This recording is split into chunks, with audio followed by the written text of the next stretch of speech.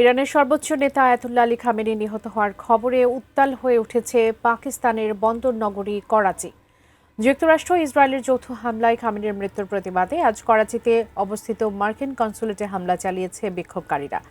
নিরাপত্তা বাহিনীর সঙ্গে দফায় দফায় চলা এই রক্তক্ষয়ী সংঘর্ষে নিহতের খবরও পাওয়া গেছে। কি হচ্ছে সেখানে, বিস্তারিত জানাচ্ছেন সাদিয়া সিদ্দিকা।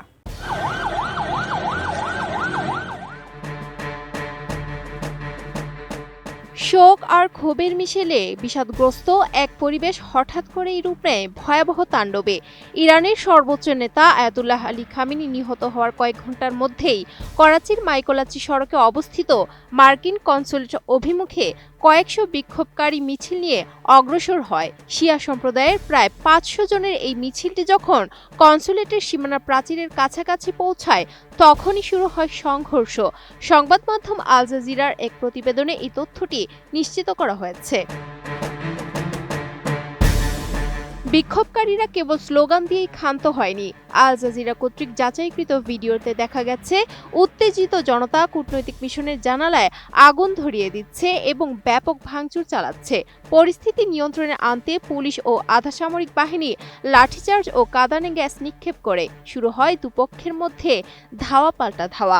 পুলিশ কর্মকর্তা মোহাম্মদ জাওয়াদ জানিয়েছে, জনতাকে ছত্রভঙ্গ করতে তারা সর্বোচ্চ চেষ্টা চালিয়েছেন। তবে বিক্ষোভকারীরা কনসুলেটের একেবারে সংলগ্ন এলাকায় পৌঁছে যাওয়ায় পরিস্থিতি নিয়ন্ত্রণের বাইরে চলে যায়। ফিনিশ আসলে একটা জিনিস, সস্তায় বস্তাপতা জিনিস, স্পার্টা চিনে ফিনিশ।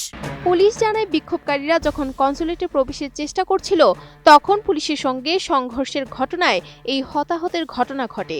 এছাড়া আরও বেশ কয়েকজন আহত অবস্থায় চিকিৎসাধীন রয়েছেন। প্রাথমিকভাবে নিহতের সংখ্যা ৬ জন জানানো হলেও করাচি সিভিল হাসপাতালের ট্রমা সেন্টারের নির্বাহী পরিচালক পরবর্তীতে ৯ জনের মৃত্যুর খবর নিশ্চিত করেছেন।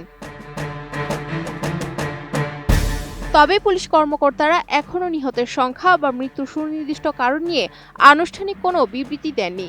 এধি উদ্ধার পরিষেবা জানিয়েছে, সংঘর্ষের ঘটনায় করাচি শহর এখন থমথমে। মাইকোলাচি সড়ক সহ আশেপাশের এলাকায় যান চলাচল বন্ধ করে দেওয়া হয়েছে এবং মোতায়েন করা হয়েছে অতিরিক্ত নিরাপত্তা বাহিনী। আয়াতুল্লাহ আলী খামেনির মৃত্যুতে মধ্যপ্রাচ্যের উত্তাপ এখন ছড়িয়ে পড়েছে দক্ষিণ এশিয়ায়। করাচির এই রক্তক্ষয়ী সংঘাত কেবল একটি বিক্ষোভ নয়, বরং এর পেছনে লুকিয়ে আছে চরম ভূরাজনৈতিক ক্ষোভ।